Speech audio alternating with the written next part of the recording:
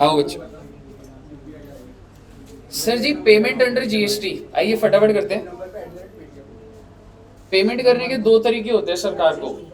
एक आप कैश में पेमेंट कर सकते हैं और दूसरा आईटीसी को यूटिलाइज करके पेमेंट कर सकते हैं। आईटीसी कराऊंगा इसके बाद, खत्म हो जाएगा, खत्म हो जाएगा, ठीक है। तो बेसिकली मेरा आपसे सवाल है, अगर आपको पे करना है, you should be a registered person और even unregistered person can pay, ये आ सकता है। Even unregistered person can make payment. जैसे एक बंदा है, वो इतने करोड़ों की सेल कर रहा है, रजिस्टर्ड नहीं है, तो आपको क्या लग रहा है सरकार ये बोलेगी ओहो तुम तो रजिस्टर्ड नहीं हो, तुमसे हम पैसे ही नहीं लेंगे? ऐसे थोड़ा ना होता है। तो बेसिकली अगर आप देखेंगे, मैं स्टार्ट ही मैंने ये फाइल की कैसे हो रही है कि मिस्टर ए है, चाहे वो रजिस्टर्ड हो या अनरजिस्टर्ड हो। एक मिनट बच्चों, फाइल मिस्टर ए चाहे वो रजिस्टर्ड हो या अनरजिस्टर्ड हो, even unregistered person can make payment under GST. तो ये कभी कभी आ जाता है बेटा, मतलब मैं कोई भी वर्ड ऐसी फालतू का डिस्कस नहीं कर रहा, एक एक वर्ड रेलेवेंट है। Even unregistered person can make payment of GST. किस बेसिस पे? क्या नंबर होना चाहिए आपके पास? Temporary identification number. अब मुद्दे की बात ये आती है कि पेमेंट करनी क्या क्या होती है। सर जी टैक्स पे करना होता है, CGST, SGST, IGST, UTGST, compensation cess. Interest का अलग से होता है बेटा, कोड होता है, मेजर कोड, माइनर कोड, जो भी है। Penalty, fees, TDS, TCS, any other payment. आपको ये सारे के सारे नाम याद होने चाहिए, ठीक है। तो basically tax, interest, penalty, fees, TDS, TCS, any other amount. अच्छा हो क्या रहा है सर ये? मिस्टर ए ने मिस्टर बी को सप्लाई करे गुड्स, कोई फर्क नहीं पड़ता, कैश पे करो, क्रेडिट पे, सरकार बोलेगी इनवॉइस इशू हो गया, टाइम ऑफ सप्लाई आ गया, अगले महीने पेमेंट करनी होगी। 10,000 रुपये की सप्लाई करी, सीजीएसटी 1,000 रुपये लगा, 12,000। आप मुझे बताइए, मेरे को क्या मैं कह सकता हूँ टैक्स पे करना, ठीक है। आप मुझे बताइए क्या ये टैक्स के लिए चालान अलग है? थ्रू चालान पेमेंट होती है, क्या चालान अलग है या सिंगल चालान है? सिंगल चालान, उसी में कॉलम आ जाता है इंटरेस्ट पे कर रहे हो या क्या पे कर रहे हो। So there is a single challan for all the payments, कोई अलग अलग फॉर्म्स नहीं है इसके। जीएसटी के अंदर बेसिकली आपका, अगर जो अब मैं आपसे बात करता हूँ कि पेमेंट कैसे होती थी, तो जब तुम जीएसटी में लॉगिन करते हो तो डैशबोर्ड पे लिखा हुआ आता था इलेक्ट्रॉनिक लेजर्स। एक लिखा आता है लेजर इलेक्ट्रॉनिक और एक आता है इलेक्ट्रॉनिक रजिस्टर। इलेक्ट्रॉनिक लेजर में दो चीजें होती है, कौन कौन सी होती है बच्चे? कैश लेजर और क्रेडिट लेजर, ठीक है ना। और कैश लेजर के कुछ रूल्स थे कि जैसे ही कैश लेजर बढ़ेगा, कैसे बढ़ता था मैं बताऊंगा आपको कैसे बढ़ता था। मतलब आज फर्स्ट टाइम लॉगिन करा, मैंने अपना लॉगिन करा, कैश लेजर मेरा कितना आ रहा होगा? 0, ठीक है। क्रेडिट लेजर 0, लाइबिलिटी रजिस्टर 0, क्योंकि जब कुछ इनपुट ही नहीं गया अभी तक, मैंने कुछ बेचा नहीं, मैंने कुछ खरीदा नहीं, किसी ने जीएसटी R1 भरी नहीं, मेरा 2B बना नहीं, तो सब 0 आएगा। पहले मैं कैश लेजर की बात करता हूँ, ठीक है। कैश लेजर में मैं पैसा कैसे डाल सकता हूँ? मतलब लेजर आज मैंने कहा यार 5,000 रुपये डालता हूँ उसमें, क्या मेरी कोई लाइबिलिटी है अभी? तो वो ट्रैक नहीं हो रही, वो सिर्फ एक वॉलेट के तरीके से है, मैं सिर्फ डिपॉजिट कर रहा हूँ। There is a difference between deposit and payment. Deposit is आपने वॉलेट में डाल दिया, आपका जब मन करे आप निकाल सकते। पेमेंट होती है जब फाइनल रिटर्न जाते हो, कहते हो ये लाइबिलिटी के अगेंस्ट ये कैश लेजर ही बढ़वा दिया मैंने, खत्म हो गया, ठीक है। तो बेसिकली आप मुझे बताइए, जैसे ही मैं इसमें पैसा डालूंगा, कैसे डालूंगा? ऑब्वियसली मेरा बैंक अकाउंट से मैं ट्रांसफर कर दूंगा गवर्नमेंट के अकाउंट में, गवर्नमेंट के अकाउंट में जा रहा है। कैश लेजर तभी बढ़ेगा जब गवर्नमेंट के अकाउंट में पैसा आएगा। कोई अकाउंटिंग एंट्रीज नहीं चल रही। कैश लेजर 0 है, मुझे 5,000 बनाना है, मीन्स 5,000 गवर्नमेंट के अकाउंट में जाएगा। तो कैसे जाएगा सिस्टम देखेंगे, आप मुझे बताइए। जैसे ही मैंने, अगर कैश लेजर बढ़ जाता है तो उसको क्या बोला जाता है? कैश लेजर अगर बढ़ जाता है उसको क्या बोल रहा हूं बेटा मैं? क्रेडिट। और कम हो जाता है तो? कम होने का मतलब जब बाद में भिड़वा दूंगा उससे मैं पेमेंट से, तो कम हो जाएगा। तो क्या मैं कह सकता हूँ ये अकाउंट्स के अगेंस्ट ही चल रहा है, अभी उल्टा चल रहा है। आपको सिर्फ इतना देखना है कि सर उल्टा चल। आईटीसी, अच्छा कैश लेजर बढ़ कैसे रहा है, मैंने सरकार के अकाउंट में पैसा डाला, मेरा 5,000 क्रेडिट दिख रहा होगा, ठीक है। अब आप मुझे बताइए क्रेडिट लेजर कैसे चेंजेस हो सकता है। जब कोई बंदा GSTR 1 भरेगा और अगर मैंने उससे सामान लिया, हाँ जी सर रिकॉर्डिंग ऑन है। हाँ जी मैडम ऑन है, ठीक है। जब कोई बंदा GSTR 1 भरेगा तो मेरा GSTR 2 भी अपडेट हो जाएगा, और 2 भी कॉमन पोर्टल पे ही होता है, इंस्टीट्यूट सॉरी GST डिपार्टमेंट ही निकाल रहा है, ये वेबसाइट भी GST डिपार्टमेंट की, ठीक है। तो क्या हो जाएगा, मेरा क्रेडिट लेजर बढ़ जाएगा। उसने जो इनवॉइस ही नहीं डाले उससे बढ़ जाएगा, नहीं बढ़ेगा। आज के टाइम पे जो GSTR 1 में डलेगा वही 2B में दिखेगा और वही यहाँ पे दिखेगा। और जैसे ही उसने दिखाया, उसने मेरे को 100 का बेचा 10 का GST, तो आप मुझे बताइए मेरा क्रेडिट लेजर क्या हो जाएगा, बढ़ जाएगा, दैट इज क्या हो जाएगा, क्रेडिट हो जाएगा। और अगर जब इसको यूज कर लूंगा, क्रेडिट लेजर में आते इसका मतलब भाई इतना ITC पड़ा हुआ है, और जब मैंने उसको यूटिलाइज कर लिया तब डेबिट हो जाएगा, खत्म हो जाएगा दोबारा। अब आता हूं लायबिलिटी रजिस्टर पे, ठीक है। लायबिलिटी रजिस्टर कैसे होगा, जब मैं अपनी रिटर्न भरूंगा, GSTR 1 और IFF भरूंगा, इनवॉइस फर्निशिंग फैसिलिटी, तो कह सकता हूँ ये पता लग जाएगा मैंने क्या क्या बेचा, उसके ऊपर क्या क्या GST का रेट है, कितनी लायबिलिटी है। तो मेरी लायबिलिटी क्या हो जाएगी बेटा, बढ़ जाएगी, मेरी लायबिलिटी क्या हो जाएगी, बढ़ जाएगी। और लायबिलिटी बढ़ने पे डेबिट होती है क्रेडिट होती है, डेबिट। तो आपको सिर्फ इतना ध्यान रखना है अकाउंट से टोटली उल्टा है, क्योंकि अकाउंट्स में लायबिलिटी बढ़ती है क्रेडिट होता है, तो उसमें टोटली रिवर्स चलता है। पर सर ये सारा का सारा सिस्टम, ये चैप्टर प्रोसीजरल एस्पेक्ट्स है कि कैसे कहाँ जाना है, कितने चालान कौन सा है, क्या नंबर आएगा, ये चीजें। तो बेसिकली मैंने यहाँ पर यही लिखा हुआ है बच्चे। अगर मैं एक बार के लिए बोलूँ, एक लायबिलिटी एक ई-लेजर्स है, electronic register, electronic cash credit, बढ़ने पे ऐसे होता है, कम होने पे ये होता है, और ये कैसे हो रहा है, on the basis of return furnished. Clear है जी। टैक्स पेयर जब रजिस्टर्ड होता है तो उसके डैशबोर्ड पे 2 चीजें आती हैं, ठीक है, electronic cash ledger, electronic credit ledger.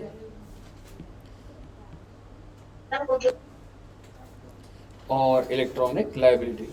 दोबारा से बढ़ने पे क्या होगा, कम होने पे क्या होगा, वही बातें लिखी हुई। आइए अब हम लोग सबसे पहला स्टेप देख रहे हैं कि सर जी आपने जो बोला कि कैश लेजर के अंदर पैसा डालना है तो कैसे डलेगा। हालांकि कैश स्टेप नंबर 1 टेक्निकली ये नहीं होता, अगर आप सीक्वेंस समझो। सबसे पहले मैं अपनी GSTR 1 भरता हूँ, उससे मेरी लायबिलिटी रजिस्टर अपडेट हो जाता है। आप समझ रहे हो, सबसे पहले मैं क्या भरता हूँ, अपनी GSTR 1, उससे मेरे लायबिलिटी में क्या आ गया कि भाई तेरी 10 रुपए की लायबिलिटी। फिर जो दूसरे लोगों ने GSTR 1 भरी है और IFF, उसके बेसिस पे मेरा 2B अपडेट होता है, और 2B के बेसिस पे मेरे को पता लगता है कि मेरे पास ITC कितने रुपए का। तो मेरे को ये पता लग जाता है मेरी लायबिलिटी 10 की है, 4 का ITC है, मेरे को 6 रुपए जमा करना है। तो अब स्टार्ट होता है कि भाई 6 रुपए को पैसे को अगर डालना है, then I go online, I connect with the government account, with my account, और मैं पेमेंट। सीक्वेंस क्लियर है बच्चे। अब हम लोग पेमेंट कैसे करेंगे, and rather I should say deposit. अच्छा सिर्फ और सिर्फ टैक्स ही डिपॉजिट होता होगा या बाकी सारी चीजें भी होती? ऑब्वियसली इंटरेस्ट लेट कर रहा हूँ, penalty, fees, deposit of tax, interest, fees. तो जब जैसे ही मैं डिपॉजिट करूंगा इंक्रीज हो जाएगा। और दूसरा क्या है बेटे, पेमेंट कर दूंगा। अब मुद्दे की बात है, डिपॉजिट कैसे होगा। यहाँ पर एक छोटी सी अमेंडमेंट आई है, फालतू की अमेंडमेंट है, पर लिखनी तो जिम्मेवारी।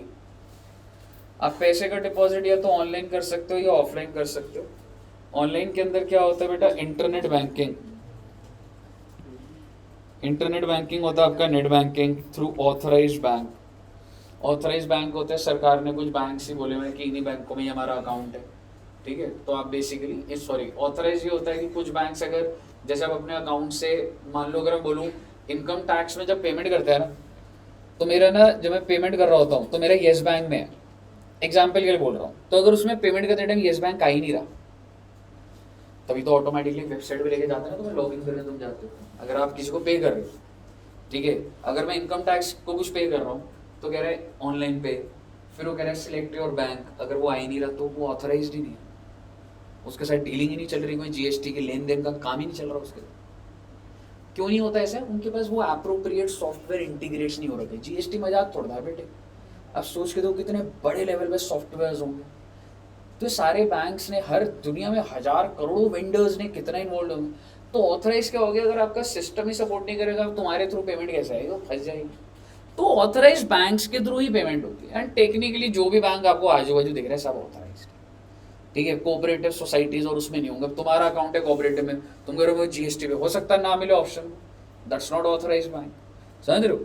मुद्दे की बात ये नहीं है, ये सब नहीं आता। इंटरनेट बैंकिंग ऑनलाइन में आगे, क्रेडिट कार्ड डेबिट कार्ड के थ्रू पे कर दोगे, ऑथराइज बैंक। ऑनलाइन कोई लिमिट है इसमें? कितने करोड़ों रुपए की जीएसटी की लायबिलिटी हो, कैश लेजर के थ्रू पेमेंट हो जाएगी। इसमें रिसेंट अमेंडमेंट ये आई है, आईएमपीएस और यूपीआई को भी ऐड कर दिया है, तो इनके भी बैकएंड पे इंटीग्रेट कर दिया होगा। यूपीआई सिस्टम यहाँ पे भी एक्टिवेट हो गया होगा और आईएमपीएस पे, ठीक है जी।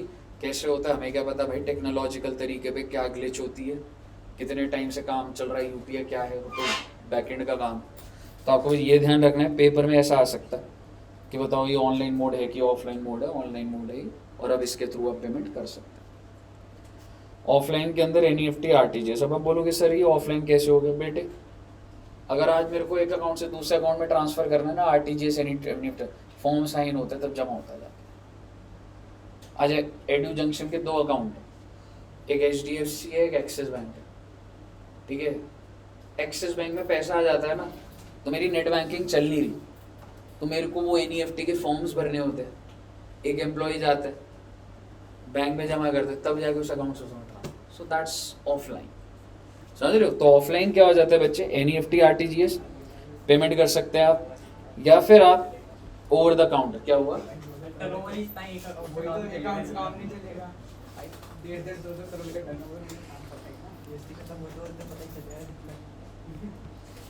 जीएसटी सिखाई मैंने तो, मैं लगा पूरी तुमने यहाँ पे सारे नहीं लगा दी। मैं अब से इन्वेस्ट करना स्टार्ट कर रहा हूँ, मेरा पोर्टफोलियो कुछ भी नहीं है, कम है वो।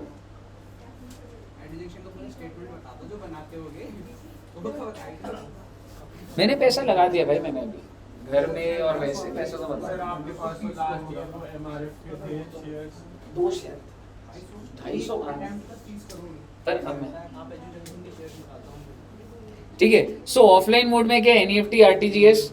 और ओवर द काउंटर क्या होता है? ओवर द काउंटर होता है बेटे, बैंक में जाके आपने ओवर द काउंटर कैश भी जमा कर सकते हो, ठीक है। छोटी मोटी किसी की दुकान होती है, 4000 का जीएसटी जमा करना है, 5000 का करना है, 7 वाली ब्रांच में अकाउंट खोल के 4000 जमा हो सकता है।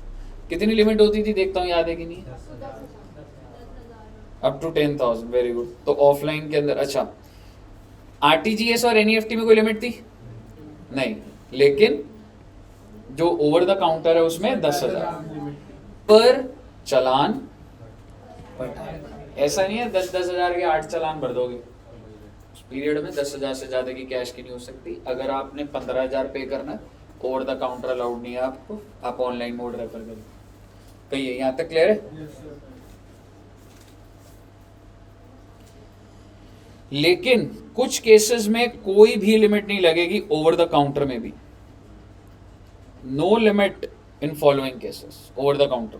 कब कब? अगर फ्रॉड का केस है, स्क्रूटनी चल रही है और एकदम से कैश मिलता है, मान लो जीएसटी लायबिलिटी है 50 लाख, कैश पड़ा हुआ उसके पास, क्या जीएसटी वाला ये बोलेगा नहीं नहीं 10,000 करके ही जमा होगा?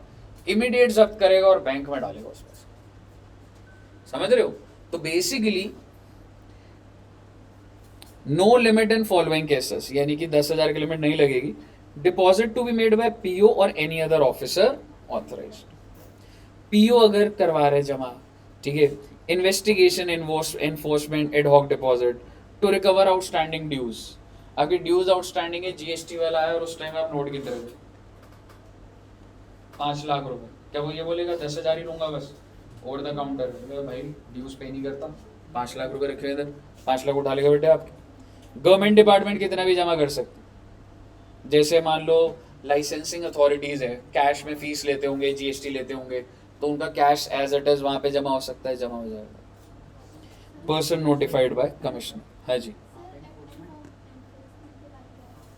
एडहॉक डिपॉजिट, ये कटा हुआ है एडहॉक, ADHOC। बताइए क्लियर है? तो पेपर में ऐसे आ सकता है कि डिस्कस, या 2 नंबर का कि briefly discuss 2 cases where there is no limit in over the counter payment.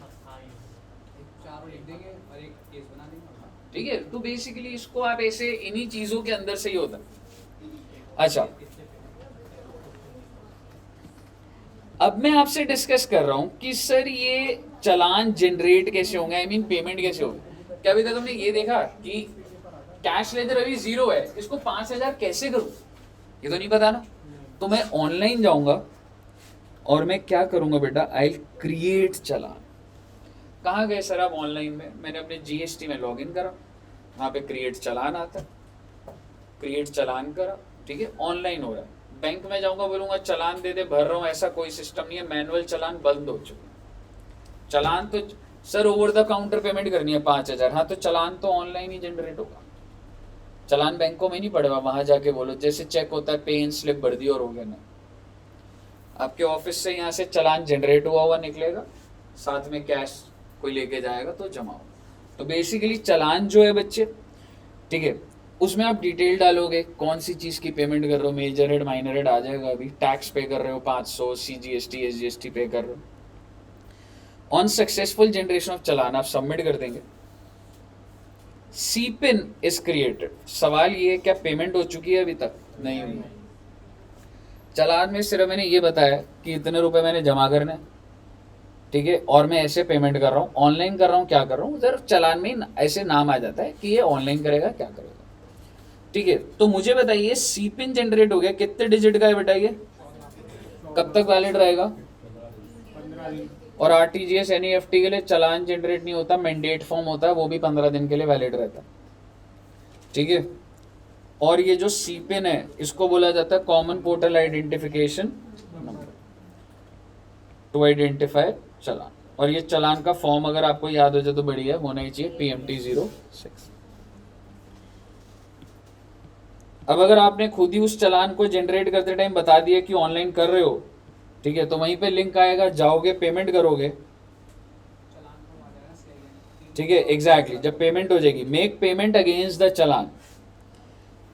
Once payment is successful, तो वो नॉर्मल बैंकिंग है, सिलेक्ट करा, पे कर दिया, क्या जनरेट हो जाएगा बच्चे? CIN। CIN stands for challan identification number. 14 digit पहले के चल रहे थे CPIN के, 3 नंबर और हो जाएंगे, उसको बोला जाता है बैंक रेफरेंस नंबर। तो टोटल 17 डिजिट हो गए। SIN जनरेट कौन कर रहा है? या फिर RBI क्यों कर रहा है? इन केस ऑफ NEFT और बिकॉज ऑथराइज बैंक उस केस में क्या है? RBI। What is the role of authorise? हमें उसमें नहीं घुसना है, बैक एंड पे उनके बड़े लेवल के कॉन्ट्रैक्ट्स हैं। आपको तो इतना ध्यान रखना है कि सर RTGS NEFT के लिए ऑथराइज बैंक कौन है? Sir RBI।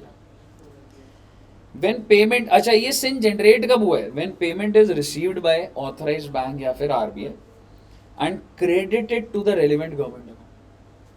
कई बार हो जाता है ना, मैंने ट्रांसफर करे आपके अकाउंट में नहीं आया, बोलो मैं तो कर दिए, और हमें पता तो नहीं है। तो आप बताओ, अगर आप सरकार हो, मैंने कर दिया, आपके पास नहीं है, क्या CIN नंबर आएगा? सरकार तो अपने एंगल से देख रही है, सरकार कह रही है CIN नंबर तब दूंगी जब मेरे अकाउंट में क्रेडिट हो जाए। CIN is communicated by authorized bank to the taxpayer as well as GST। इसके पीछे एक अमेंडमेंट आई है छोटी सी। ऐसा बहुत बार हुआ होगा कि मैंने पेमेंट करी, गवर्नमेंट के अकाउंट में गई नहीं गई पता नहीं, लेकिन मैंने पेमेंट करी और CIN नंबर ही नहीं है। PMT 06 तो चालान का, ठीक है, तो CIN नंबर ही जनरेट नहीं हुआ, लोड हो गया कुछ है। तो सरकार ने ना, एक RBI ने ई-स्क्रॉल सिस्टम निकाला है।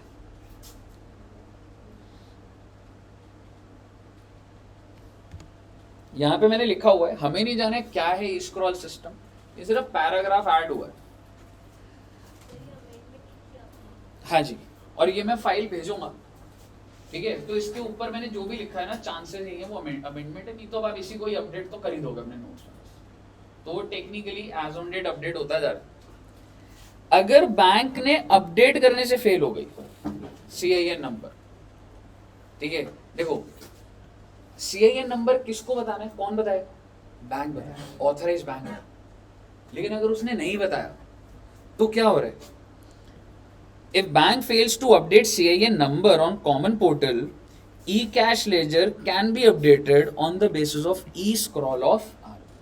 फर्दर कोई ऑनलाइन यूटिलिटी होगी, e-scroll पे जाके कोई रिक्वेस्ट जनरेट होता होगा, कुछ होता होगा, तो वो चीज़ है। तो ये लॉ में आ गया कि भाई ये प्रोसीजर है आगे इसकी, क्योंकि बहुत बार हुआ होगा ना, तो इसलिए बेसिकली आपको सिर्फ e-scroll सिस्टम बस ध्यान रखना है कि e-scroll ऑफ RBI। सर ये अपडेट करता हुआ ना जो तो रेसिपी बैकएंड पर ही है। देख सी तू पेमेंट कर रहा है, CIN नंबर नहीं है, तब तू करेगा मैं कहाँ जाऊँ, तो RBI की वेबसाइट पे कहीं पे e-scroll या GST जो वेबसाइट है उसी में ही होगा, तो वो इनिशिएट हो जाएगा कि प्लीज रिकंसाइल। बताइए, क्लियर है बच्चे?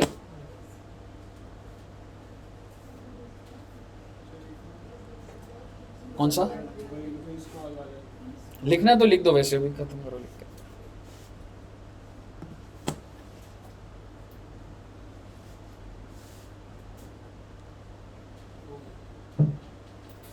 कहिए, क्लियर है बच्चे? अच्छा एक बात बताओ, कैश लेजर के थ्रू मैं टैक्स पे कर सकता हूँ? कैश लेजर में पैसा है, कैन आई पे tax, interest, fees, penalty. Credit ledger में 5 करोड़ पड़ा, इंटरेस्ट पे कर सकता हूँ, लाइबिलिटी रजिस्टर में इंटरेस्ट है, एग्जैक्टली, ध्यान रखना। और इसमें भी वो 86B का रूल लग जाता है 1% 1% ऑफ आउटपुट टैक्स लाइबिलिटी तक आपको कैश में पे करना।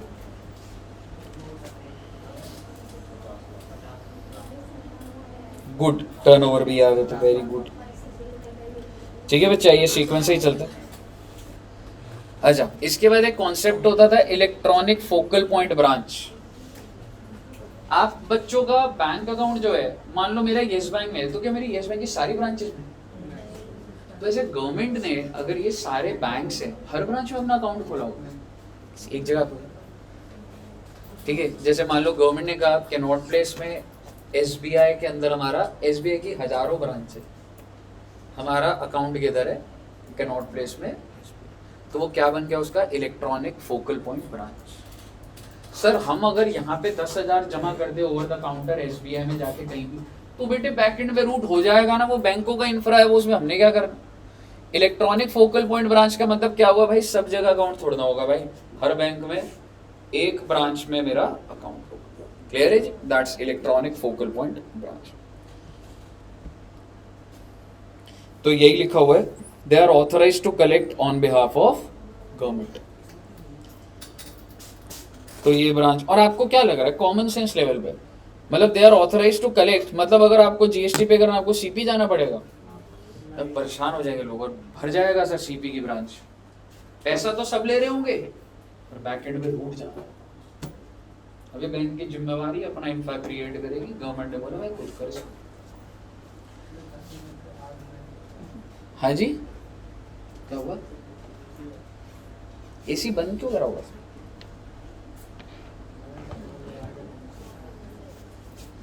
आइए, AC उधर पीछे से ही बंद कर दिया, ठंड लग रही थी, चला दो यार, गर्मी आ रही है तो हमें तो गर्मी हो रही है। हाँ वो तो है, पर अभी आई हुई है, पर पूरी नहीं हुई। आइए, तो पता है क्या है अब इसमें, तो RBI, अच्छा ये देखो मैंने क्या लिखा, NEFT और RTGS के लिए मुझे बताइए, चलो एक चीज बताता हूँ, मैंडेट फॉर्म जनरेट करना होता है, ठीक है, तो मैंडेट फॉर्म जनरेट करूंगा। एक बात बताओ, who is authorised bank for NEFT RTGS?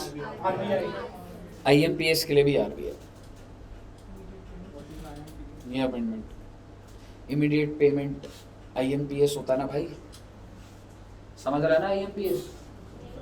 immediate payment 4 days. IMPS, अच्छा किसी को भी नहीं पता IMPS का? अगर मैं चाहूँ ना, जैसे क्या होता है नेट बैंकिंग में, क्या होता है आपका पहले अकाउंट ऐड करूंगा। IMPS में क्या होता है 50,000 इमीडिएट ट्रांसफर हो सकते हैं बैंक लॉगिन पर, ठीक है। आपको मैंने ऐड नहीं करा। जनरली क्या होता है बेनिफिशियरी ऐड होता है, फिर 24 घंटे बाद या 1 घंटे आधे घंटे बाद, अलग अलग बैंक का सॉफ्टवेयर होता है। यूपीआई तो हो गया और शॉर्ट हो गया वो, तो तेरे को बैंक के अंदर वो उसकी ऐप है यूपीआई के थ्रू पेमेंट करो। IMPS एक तरीके का नेट बैंकिंग के अंदर लॉगिन करके 50,000 तक की पेमेंट हो जाती है। समझ रहे हो? आइए, तो IMPS मतलब एक तरीके का पेमेंट रूट ही है बैंक के अंदर ही, बस और कुछ नहीं, ठीक है। Submit the mandate form in the bank, और उससे क्या हो जाता है बेटा, सिन जनरेट हो जाता है। यही देखना आपको, वैलिडिटी 15 दिन होती है। If CIN is not generated even after making payment, कौन सा PMT फॉर्म भरते थे हम लोग? 07। मुझे बताइए कोई दिक्कत? यहाँ पर ये जो पॉइंट है ना, ये इंपॉर्टेंट है, इसके बाद मैं फ्लो से बोल दूंगा। आपके मेजर हेड होते हैं, माइनर हेड होते हैं। अगर आप चाहो गलती से, जैसे सपोज करो, सर ये जो ई स्क्रॉल वाली वो अमेंडमेंट की उसके लिए नहीं है, या RBI वालों के लिए? ऐसा स्पेसिफिक नहीं लिखा हुआ था तेरे को, सिर्फ मतलब अगर ये आया कि डिस्क्रिपेंसी है, नहीं, बैंक का ही आया लिखा हुआ उसमें, जैसे RBI वाले में नहीं NFT से लिखा, payment क्योंकि करते हैं। मैंडेट फॉर्म और उसका है ना, उसका पूरा सब सेक्शन के अंदर सेक्शन लिखा ही नहीं। पर जैसे ये भी हो सकता है RBI से NFT और RTGS से पेमेंट करते हैं और CIN हो अपडेट ना हो, तो वहाँ पे तो स्क्रॉल लग सकता है ना। हो सकता है वो अंदर बैकएंड में, पर ऐसे कहीं रिटर्न कहीं ऐसे वो नहीं, समझ रहे? प्रोसीजरल लेवल पे हो सकता है, ठीक है। अच्छा, अब एक चीज बताइए मुझे, आपको ध्यान है बच्चे मेजर हेड माइनर हेड होता था, और मैंने आपको जब क्लास हुई थी तो मैंने चालान निकाल के दिखाया था आपको, और चालान के अंदर इसी फॉर्मेट में होता था कि आप IGST पे करना चाह रहे हैं, CGST, SGST, UTGST या सेस, मेजर हेड। और IGST के अंदर टैक्स पे करना चाह रहे हो या इंटरेस्ट, पेनल्टी, फीस, ऐसा ही होता था ना। आप मुझे बताइए, ये सबको क्या बोला जाता था बेटे? Major head. और ये सारे क्या थे मेरे? Minor head. IGST के अंदर टैक्स पे करना चाह रहे हैं। आई हैव टू पे IGST 50,000, और अगर IGST का कॉलम में थोड़ी आएगा ऐसे टैक्स। वो IGST का टैक्स पेनल्टी और वो सब उसमें एडजस्ट हो सकता ठीक है, बाहर कर दे इसको, यहाँ कर दे, है, रहेगा ना, वो अलग है। ठीक है। वो बीच में अमाउंट डालेंगे तो वो वही चीज़ है, ठीक है ना। तो बेसिकली आप मुझे बताइए, मुझे ना IGST के अंदर 100 रुपये डालने थे, बट मैंने गलती से CGST के अंदर, मुझे डालने यहाँ थे, मैंने नहीं डाले, मैंने गलती से CGST के अंदर इंटरेस्ट में डाल दिया। क्या ये क्रॉस ट्रांसफर हो सकता है क्या, कोई फॉर्म जमा करके कि गलती से मैंने डाल दिया? गुड, PMT 09, और आप इस 100 को यहाँ पर ट्रांसफर कर सकते। अब मैं एक अमेंडेड बात बोल रहा हूँ, पहले होता था ये नहीं कर सकते थे, अब ये कर सकते हैं। ये एक इम्पोर्टेंट पॉइंट था। सर मेरी 2 कंपनी है, अब ये मान के चल लो मैंने बनाया हुआ है यहाँ पे, येस बैंक है, येस बैंक की ये ब्रांच भी रजिस्टर्ड है, और येस बैंक की ये वाली ब्रांच भी रजिस्टर्ड। येस बैंक की ये जो ब्रांच नंबर 1 है ना, इसके कैश लेजर में 100 रुपये पड़ा है। किधर पड़ा हुआ है? कहीं पे भी पड़ा हो, किसी भी कॉलम, मेजर माइनर हेड में, ठीक है, कैश लेजर पड़ा हुआ। क्या मैं इस कैश लेजर को ब्रांच नंबर 2 में भेज सकता हूँ? अपनी रजिस्ट्रेशन के अंदर तो मैं मेजर माइनर में कर सकता हूँ, ठीक है, पर क्या मैं 100 को दूसरी ब्रांच को दे सकता हूँ? कैश लेजर की बात हो रही है, क्रेडिट लेजर में होता होगा ऐसे। कैसे बातें कर रहे हो? क्या मैं CGST के ITC को SGST के ITC में घुसा दूंगा? थोड़ा होता है, समझ रहे हो? गलती से हुआ तो चलो, होने को हो जाएगा, वो सिस्टम होगा कोई ना कोई, पर हमारा फोकस सिर्फ कैश लेजर पे हमारा। आप मुझे बताइए, फ्रॉम 1 रजिस्ट्रेशन, एक रजिस्ट्रेशन में 100 रुपए, और मुझे दूसरी रजिस्ट्रेशन में पेमेंट करनी है, क्या ये 100 उठा के यहाँ डाल सकता हूँ? डाल सकता हूँ, क्योंकि ये एक ही पैन के अंदर दोनों रजिस्टर्ड है, डिस्टिंक्ट पर्सन का कॉन्सेप्ट लग रहा है, और आप डाल सकते हो। बस एक बात ध्यान रखना, तभी डाल सकते हो, such transfer can not be made, मतलब एक केस में नहीं डाल सकते, if registered person has any unpaid liability, e liability. मैं यहां से यहां डाल रहा हूं, पर मैं नहीं डाल पाऊंगा अगर ऑलरेडी इसकी लायबिलिटी रजिस्टर में मेरा कुछ दिख रहा है। तो क्या क्यों निकाल रहा भाई? लेकिन अगर इसकी लायबिलिटी रजिस्टर 0 है तो क्या मैं बिटवीन डिस्टिंक्ट पर्सन, तो आप ये ध्यान रखिए, वर्ड मैंने लिखा नहीं पर मैं लिख देता हूँ ये अमेंडमेंट एग्जैक्टली और ये अमेंडमेंट पिछले बार भी आ गई थी, ठीक है ना, पर यू नेवर नो, इतनी ज्यादा अमेंडमेंट पिछले अटेम्प्ट में नहीं पूछी थी, ऐसा हो सकता है इस बार मिला के पूछ ले सारी अमेंडमेंट, समझ रहे हो, पिछली बार अमेंडमेंट इतनी नहीं पूछी थी,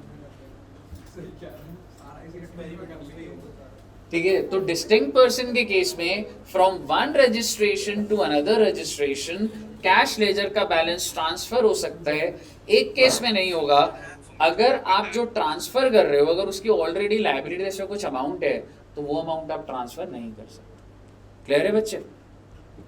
कहानी बनने को, प्रोविजन की गहराई में जाने को, उसके आगे बहुत बातें हो सकती, बट आप समझो कि इतने ही लेवल पर आता है, समझ रहे हो? अच्छा अब जरा एक बार ये पढ़ना बस बेटा, अब पेमेंट निपटा दूंगा 5-10 मिनट, ये वाला पढ़ दो। क्या हुआ?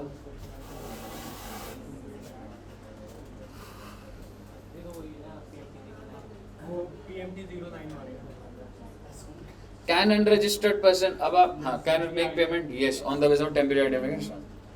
अगर आप रिफंड क्लेम करते हो, मेरे कैश लेजर में कुछ पड़ा है, मैं वापस लेना चाहता हूँ, ले सकता हूँ, अगर मैं वापस लूंगा तो मुझे बताओ मेरा कैश लेजर क्या हो जाएगा? डेबिट हो जाएगा।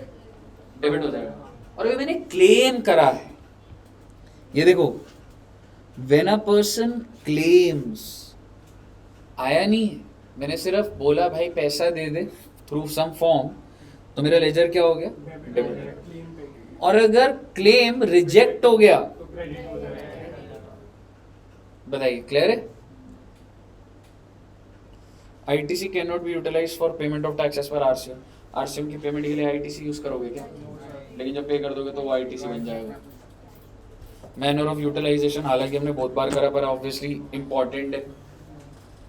तो जो सबसे पहले जो आप ITC यूज करोगे, किसका यूज करोगे? IGST।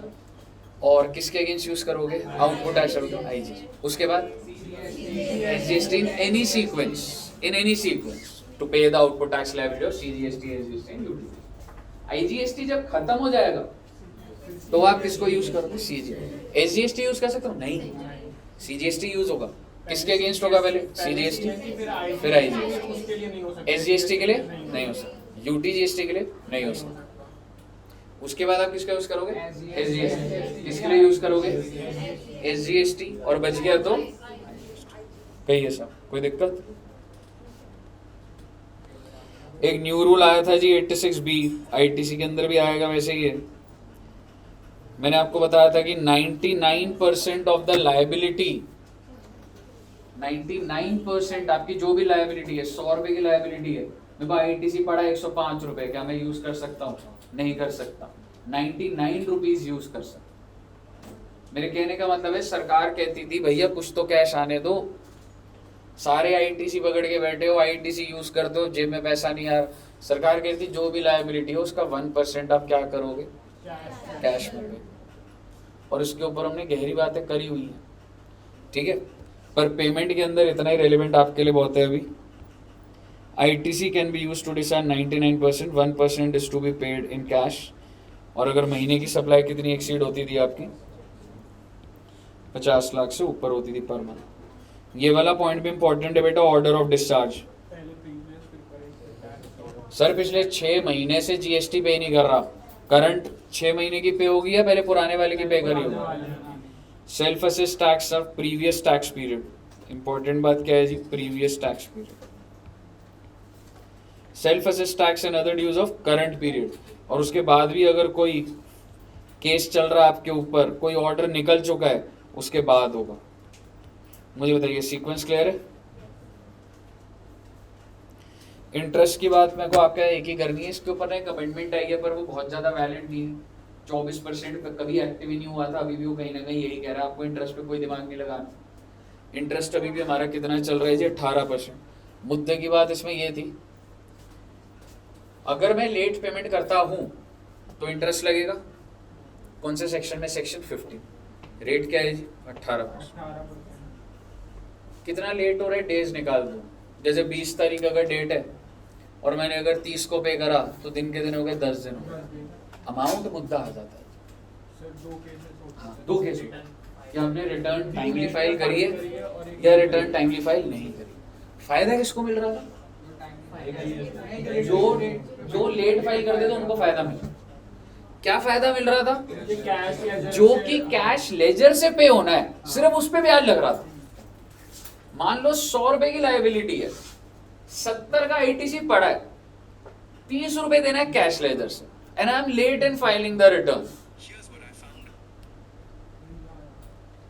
And I am late in filing the return.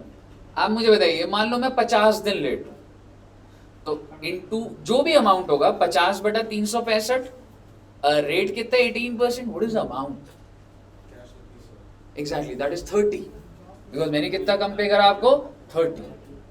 लेकिन अगर मैंने रिटर्न टाइमली फाइल करी होती, ठीक है, और पेमेंट कम आई होती, ठीक है, कुछ मिस हो गया, कुछ है, तो क्या होता बेटा?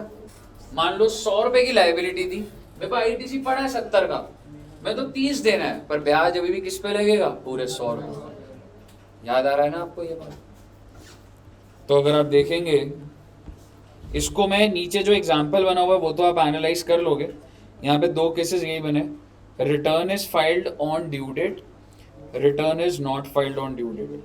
अगर नॉट फाइल्ड है तो जो भी कैश लेजर से पे करना है उस पर 18% डिले, और अगर आपने ड्यू डेट पे फाइल करा है तो आउटपुट टैक्स लायबिलिटी। और हमने ये वाले केसेस बना रखे। मुझे बताइए कोई दिक्कत? ये एग्जाम्पल जो वही है बेटा, जो मैंने ऊपर का ही बना रखा है वही है। मुझे बता दीजिए, क्या पेमेंट में सारी बातें क्लियर है? तो ये हो गया जी आपका सारा का सारा पेमेंट।